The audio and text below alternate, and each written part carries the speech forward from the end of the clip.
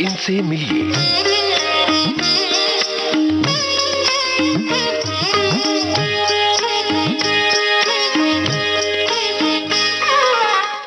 दोस्तों नमस्कार, मैं हूं आपका दोस्त यूनुस खान। इनसे मिलिए कार्यक्रम में आज मेरे साथ हैं जाने माने चित्रकार और शिल्पकार देवीलाल पाटीदार।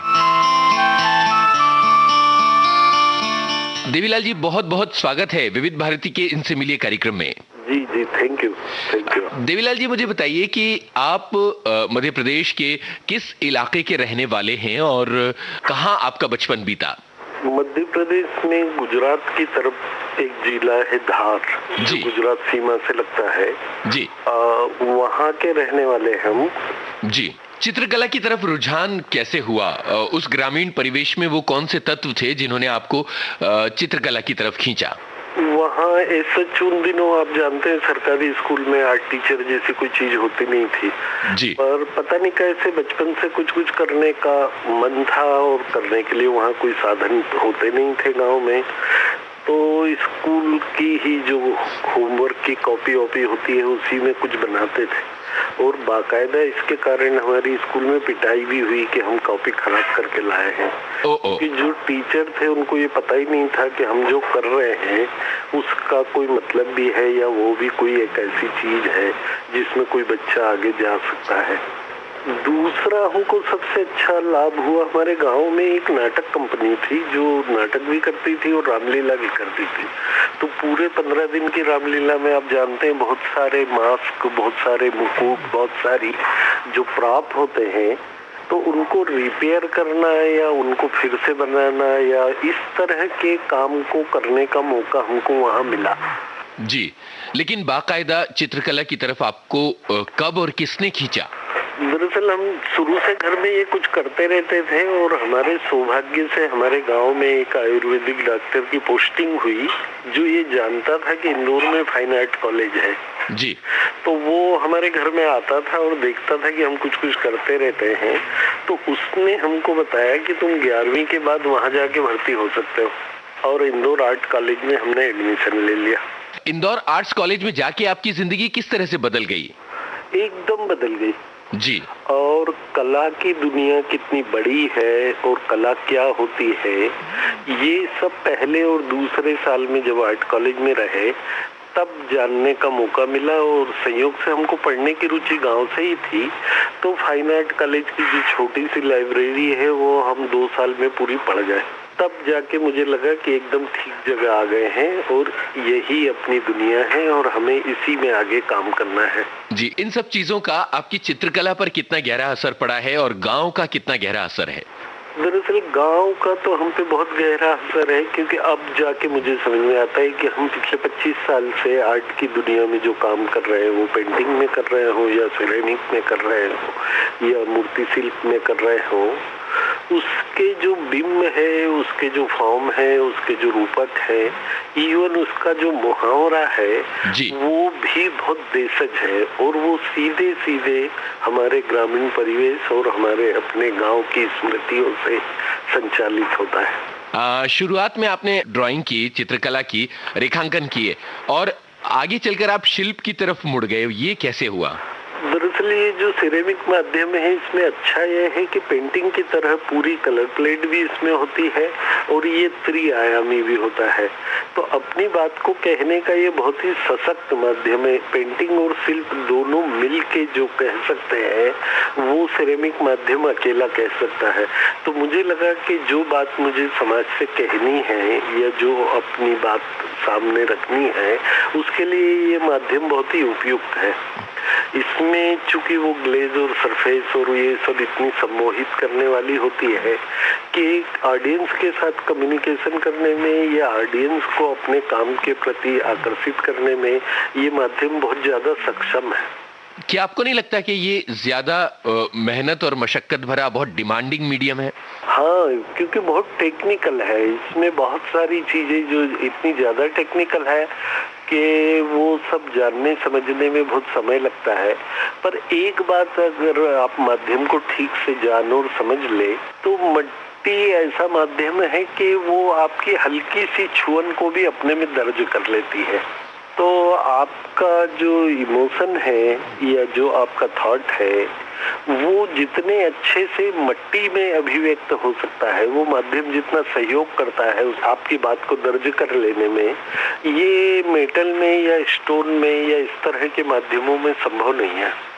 जी, मुझे ये बताइए कि देश विदेश के किन चित्रकारों का, किन कलाकारों का आप पर गहरा असर है? कौन आपके आदर्श रहे हैं?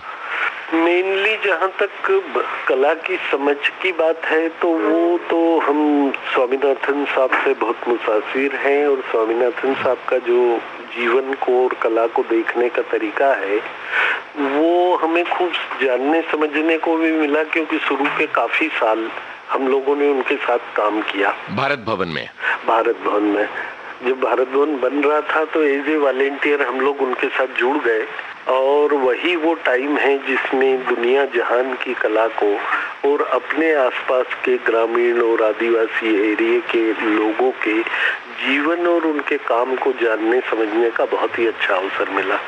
और स्वामीनाथन साहब की अच्छी बात ये थी कि वो कला की बहुत सारी गुत्थियों को जीवन के उदाहरणों से समझाते थे, और जीवन की भी बहुत सारी गुत्थियों को कला के उदाहरण से समझाते थे, और हमारी अपनी समझ को बहुत साफ विकसित होने में उनके साथ काम करने का अनुभव बहुत बड़ा कारण रहा। आप सुन रहे हैं कार्यक्रम इनसे मिलिए।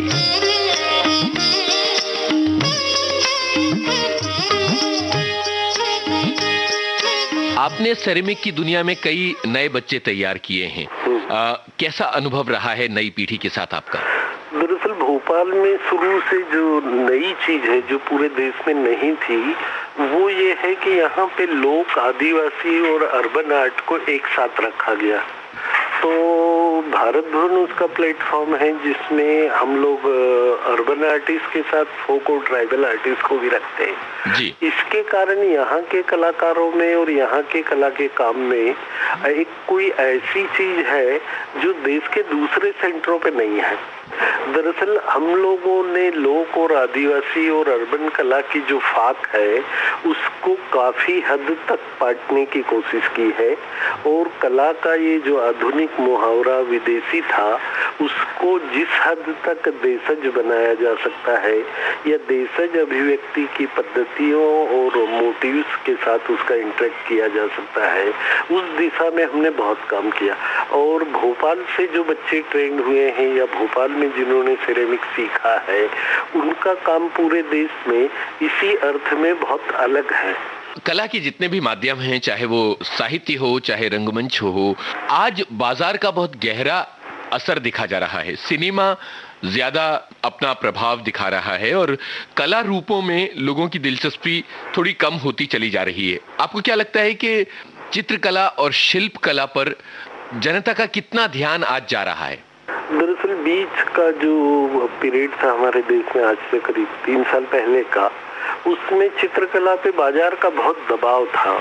बहुत सारा पैसा चित्रकला की तरफ डाइवर्ट हुआ जिसको मार्केट बूम जैसी चीज कही जा सकती है, और उसने कला का बहुत अहित किया। दरअसल कला भी एक बेचने खरीदने की चीज में रिड्यूस हो गई थी उन दिनों। अभी जब मंदी आई पूरी दुनिया में और हमारे देश में भी, तो पिछले 5-10 साल से अब जाके उस बाजार के दबाव से कलाकार मुक्त हुए हैं। दरअसल बीच में कलाकारों को ये बात समझ में ही नहीं आ रही थी कि जो कला है वो बेचने खरीदने की चीज नहीं है, मुख्यतः वो अभिव्यक्ति और जीवन को दर्ज करने की चीज है, जीवन जीने की एक पद्धति है। और अगर वो बिकती खरीदते हैं लोग तो ये बहुत अच्छा है, पर बीच में दुर्भाग्य से हमारे देश में खाली प्रोडक्शन ही बाजार के लिए होने लगा था, उसमें भी कला बाहर निकल आई है। और ये सुखद है कि कलाकार फिर से संजीदगी के साथ कला पे और कला की रचना में अपने को फिर से बाजार से बाहर निकल के व्यस्त कर रहे हैं। जी, सभी मशहूर जगहों पर आपकी एग्जीबिशंस लग चुकी हैं। सबसे ज्यादा सुखद आपके लिए किस जगह पर अपनी कला को दिखाना रहा है? कलकत्ता में, दरअसल कलकत्ता में कला का काफी गहरा संस्कार है। वहाँ आर्ट गैलरीज में जो लोग आते हैं, जो कलाकार आते हैं, जो सामान्य लोग आते हैं, वो कला के बारे में बहुत ज्यादा जिज्ञासु हैं। वो आपसे हर चीज जानना, समझना और बात करना चाहते हैं। ये चीज बॉम्बे और दिल्ली में नहीं है जी। मतलब यहाँ पे हैं कुछ लोग जो उतनी रुचि से जुड़ते हैं, पर इन जगहों पे ज्यादातर लोगों का एटीट्यूड बायर वाला होता है या वो एक उपभोक्ता वाला होता है। वो आते हैं, चले जाते हैं। उनको आर्टिस्ट की पर्सनल लाइफ से या उससे बहुत लेना देना नहीं है। वो सिर्फ कृति से अपना संबंध बनाना चाहते हैं। जबकि कलकत्ता में लोग कलाकृति के साथ, कलाकार के साथ भी संबंध बनाना चाहते हैं या उसमें भी उत्सुक है और उसमें उस पे भी बात करते हैं। जी, आज की दुनिया बहुत बदल रही है। लगभग सभी स्कूलों में आर्ट्स टीचर होते हैं। माता पिता बच्चों को ड्राइंग सिखाने के लिए, पेंटिंग सिखाने के लिए बहुत उत्सुक रहते हैं। नई पीढ़ी जो चित्रकला की तैयार हो रही है या हो सकती है स्कूलों के जरिए, उनसे आप अपने मन की क्या बात कहना चाहेंगे? दरअसल अभी बहुत अच्छा माहौल है क्योंकि पेरेंट्स भी इन सारी विधाओं में बच्चों को भेज रहे हैं और अभी देखने के लिए दुनिया भर के म्यूजियम, दुनिया भर के काम नेट पे, इंटरनेट पे, इस पे उस पे उपलब्ध है।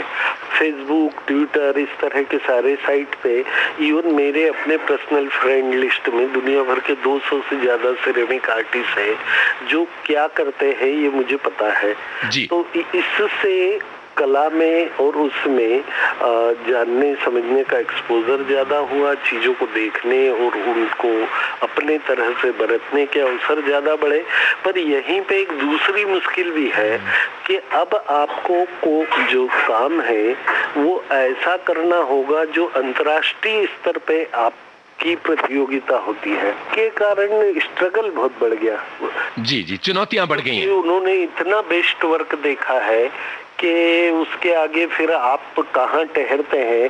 इसके लिए अब जो नई पीढ़ी है उसको दरअसल अपने को अंतर्राष्ट्रीय स्तर पे ही ले जाना होगा और उसके लिए बहुत मेहनत करने की जरूरत है क्योंकि कंपटीशन बहुत ज्यादा है और पूरी दुनिया में लोग इतना अच्छा काम कर रहे हैं, हमारे देश में भी कर रहे हैं। तो अब करीब करीब ये है कि स्थिति ये है कि या तो आप पूरी दुनिया में होंगे या कहीं नहीं होंगे। बिल्कुल। देवीलाल जी, बहुत अच्छा लगा आपसे बात करके और बहुत बहुत शुक्रिया, आपने विविध भारती के लिए समय निकाला। धन्यवाद आप सब लोगों का।